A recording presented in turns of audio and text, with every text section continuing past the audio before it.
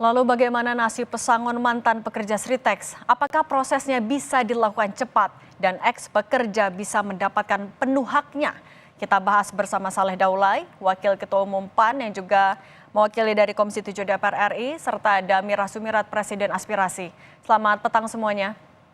Selamat petang, Assalamualaikum warahmatullahi Waalaikumsalam wabarakatuh. warahmatullahi wabarakatuh. Mbak Mira, saya mau ke Anda dulu. Mbak Mira, kalau dari catatan Anda ini kan 58 tahun beroperasi, 10.000 lebih yang di PHK. 10.000 lebih itu usianya mayoritas dari ex-karyawannya sebenarnya di usia produktif kah? Ya, yang pertama karena usia daripada Sritex sendiri sudah hampir puluhan tahun ya, dan rata-rata mereka itu sudah mengabdi di perusahaan hampir 20 tahun lebih. Jadi artinya usia mereka ketika di PHK ini sudah dalam tanda kutip masuk ke area atau ke arah pensiun. Dan memang ada sebagian, tetapi itu kan karyawan kontrak gitu ya. Tetapi kalau karyawan tetapnya sudah mendekati ke arah pensiun karena memang mereka sudah sangat lama, rata-rata hampir 20-an, 25-an lah, 25 tahun lebih gitu, Mbak. Dengan masa kerja 20 tahunan ke atas itu, mereka akan beralih kemana setelah dari Sritex ini, Mbak? Ya itulah yang kami khawatirkan ya. Kalau di luar negeri kan memang tidak ada batasan usia ya. Kalau bicara terkait dengan pensiun, tapi di Indonesia itu kan ada batasan. Jadi kalau ketika mereka sudah memasuki usia atau masa kerja hampir 25 tahun lebih ini, maka ya yang paling di depan mata mereka adalah usaha. Nah tapi tadi disinggung oleh Mbak Cindy bahwa kalau hak pesangon mereka seperti apa? Yang kami pernah alami, yang sudah-sudah gitu, kalau perusahaan pilot itu pesangonnya agak sulit Mbak keluar gitu, karena memang harus dilakukan penjualan aset terlebih dahulu, baru setelah itu bisa dicairkan pesangonnya. Tetapi lagi-lagi penjualan aset yang kami pahami dan kami selama ini lakukan sehari-hari gitu, bahwa mereka kan nunggu gitu ya laku, tapi itu juga melalui pihak kurator, dan itu mulai proses yang kasus kawan-kawan kami saja itu sekarang hampir 5 tahun belum selesai karena dipilotkan gitu ya. Jadi banyak ada yang nggak mau beli setelah 5 tahun baru mereka bisa dibeli perusahaannya, kemudian asetnya, lalu kemudian uangnya untuk pesangon mereka. Nah, saya khawatir apa yang di Sritex, kawan-kawan Sritex ini juga mengalami hal yang sama karena statusnya itu pilot gitu. Nah Bang Saleh, tadi dengan banyak yang masa kerjanya di atas 25 tahun, sudah bukan usia produktif lagi. Dari DPR bagaimana mengawalnya agar proses pemenuhan hak ini, misalnya mulai dari pesangon, itu bisa dilakukan secara cepat? Ini kan juga masuk bulan Ramadan, mau Idul Fitri. Bang Saleh, bisa dengar suara studio? Ya, pertama perlu saya jelaskan ya bahwa ya, kedengaran kan saya bicara ini? Halo? Ya silahkan lanjut Bang. Oke. Pertama perlu saya jelaskan bahwa Komisi 7 DPR RI sudah pergi ke PT Sritex ya, sekitar 1,5 bulan yang lalu. Jadi pada waktu itu kita masih berharap ada solusi yang bisa diambil untuk agar perusahaan ini tetap berjalan sebagaimana yang ada kemarin itu. Dan kami bertemu dengan para direksinya dan juga para karyawannya. Saya pada waktu itu dengan teman-teman Komisi 7 melihat masih banyak harapan yang cukup besar yang ada di dalam perusahaan itu, karena para direksinya sendiri mengakui bahwa mereka sebetulnya tidak mau dipilotkan, bahwa mereka masih yakin bahwa perusahaan ini masih normal, masih berjalan baik, dan utang-utang mereka masih bisa dibayar. Nah, karena itulah mereka berharap di dalam pengadilan yang berikutnya akan waktu itu menunggu sidang di Mahkamah Agung, mereka tetap berharap bahwa PT Sritex itu yang akan menang. Tapi sayangnya kan sekarang sudah terbukti bahwa putusan Mahkamah Agung menyatakan bahwa perusahaan PT Sritex ini pilot. Nah, sekarang dengan adanya pilot seperti itu, sebetulnya kan kemarin pulang dari Solo kita panggil Menteri Perindustrian waktu itu.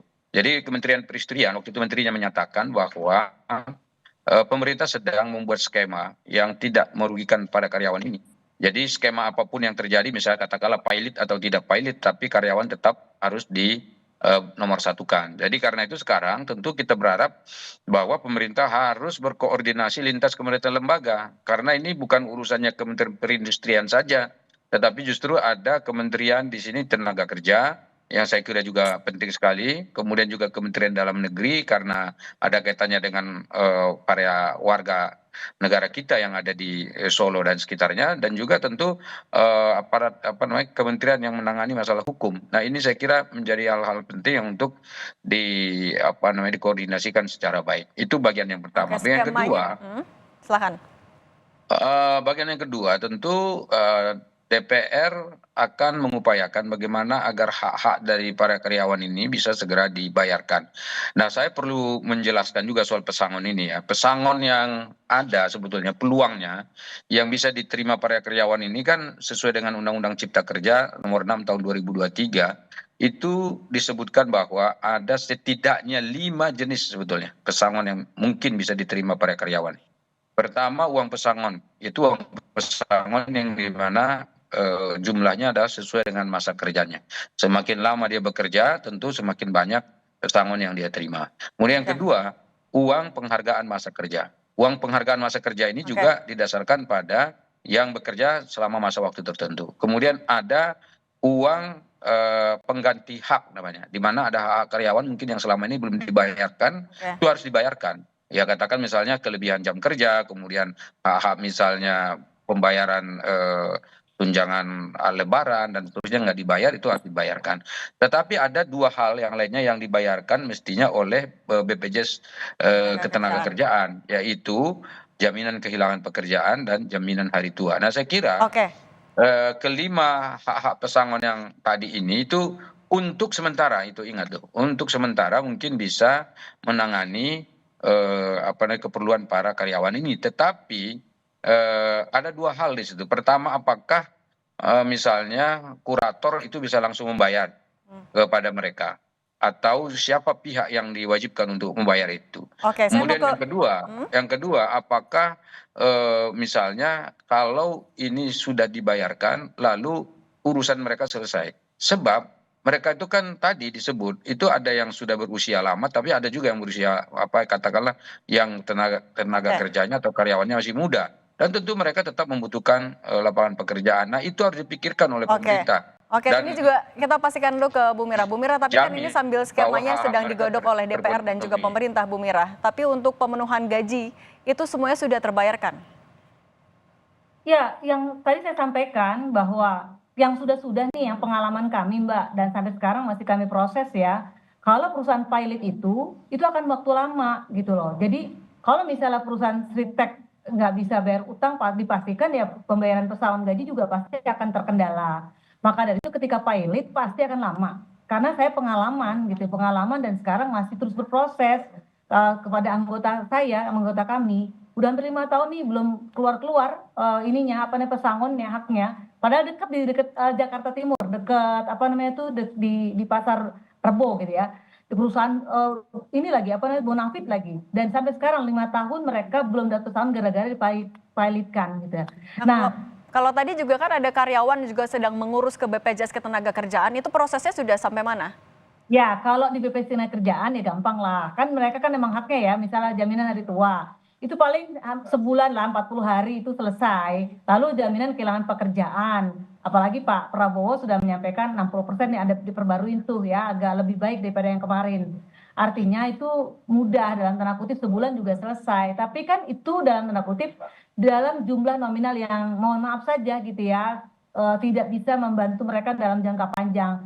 Palingan di dalam waktu dekat saja gitu untuk ininya memenuhi kebutuhannya gitu Mbak. Kalau bicara tentang jaminan hari tua dan jaminan kehilangan pekerjaan, paling sebulan, minimal sebulan itu selesai.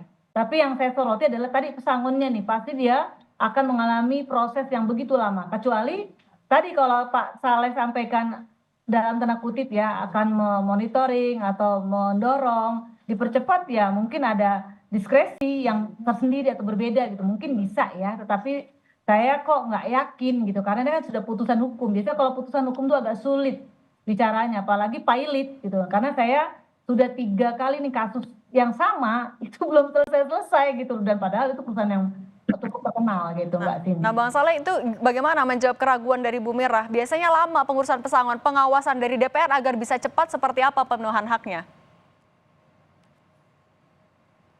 Jadi sebetulnya kan ini tinggal bagaimana ada political will dari pemerintah untuk menindaklanjuti ini. Kan saya sudah katakan tadi, di sini bisa itu hanya mengandalkan satu kementerian saja. Katakan misalnya Kementerian Tenaga Kerja yang menyoroti soal pembayaran pesangon ini.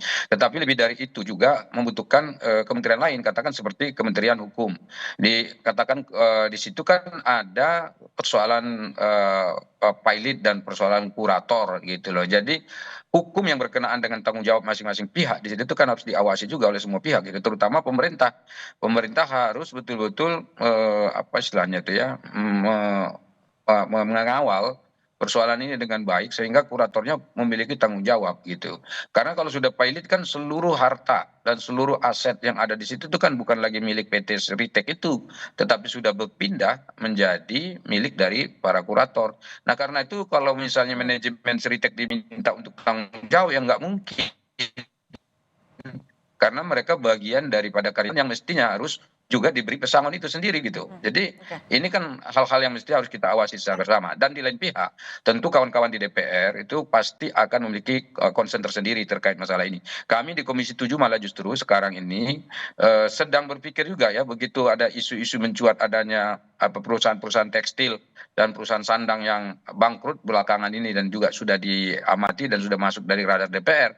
Kami malah sekarang sedang berpikir untuk memasukkan undang-undang tekstil dan undang-undang sandang untuk menjadi prioritas di DPR. Nah sekarang sudah masuk tuh undang-undang tekstil dan sandang di dalam prioritas nasional. Kita berharap mungkin dalam tahun-tahun awal ini kita sudah bisa membicarakan soal undang-undang tekstil dan sandang ini dalam konteks ini tadi melakukan perlindungan.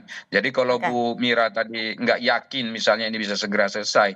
Nah kalau ada undang-undang baru yang bisa menekan katakan seperti itu atau mengatur yang lebih ketat, saya kira itu pasti akan bisa dilakukan gitu. Oke, baik. Mbak Cindy boleh? Boleh, singkat saja Bu Mira. Ya, jadi Pak Saleh dalam kesempatan ini saya mohon dengan sangat, kalau ini kan kasus Ritek ini kan sudah lama ya Pak Saleh, jadi udah isunya sudah bergulir itu, cuma memang gongnya per 1 Maret 2025. Sebenarnya 1 atau 2 tahun yang lalu sudah ada isu-isu akan PHK, akan tutup segala macam gitu ya. Cuma saya memang pemerintah nggak mengantisipasi lebih cepat. Yang kedua, Bos Ritek itu sudah menyampaikan Pak Saleh bahwa dampak daripada peraturan Menteri Perdagangan nomor 8 tahun 2024 itu menyebabkan perusahaan tekstil, alas kaki gitu, sandang ini menjadi mohon maaf aja bangkrut gitu ya, karena memang kan produk impor ini masuk dengan secara deras gitu, kemudian mereka tidak lagi bisa bersaing dalam sisi harga. Dan itu sudah disampaikan bukan hanya Bos Ritek tapi kawan-kawan kami yang ada di perusahaan tekstil juga sudah menyampaikan bahwa Peraturan Menteri Perdagangan nomor 8 tahun 2024 adalah salah satu penyebab bagaimana perusahaan alas kaki dan tekstil ini tutup gitu di Indonesia, Pak. Harapan kami dicabut gitu peraturan Menteri Perdagangan. Oke, jadi itu sudah masuk di dalam radarnya DPR dan DPR sudah memperingatkan pada pemerintah dan perlu saya tegaskan juga soal Permendak nomor 8 itu kan baru keluar, baru beberapa bulan ya, akhir-akhir periode tahun 2024. Nah, sebetulnya ini akumulasi dari segala hal, bukan hanya soal Permendak itu sendiri, tapi Permendaknya sudah akan direvisi oleh pemerintah dan kita akan ikut mengawal itu. Dan yang paling penting sebetulnya yang terutama itu adalah bagaimana menjaga seluruh ini pemerintah ya, bagian yang mengelola adanya pilot dan juga PHK ini bisa Oke, baik. Ini yang sama-sama kan kita kawal juga ya. Sehingga karya kita lihat semuanya itu kan menangis itu masa bulan puasa dan menjelang Lebaran ini. Oke, Bang Saleh sudah kami tangkap. Terima kasih Bang Saleh Daulay dari Komisi 7 DPR RI dan juga Bu Mira Sumirat, Presiden Aspirasi sudah berbagi di Kompas Petang. Sehat selalu.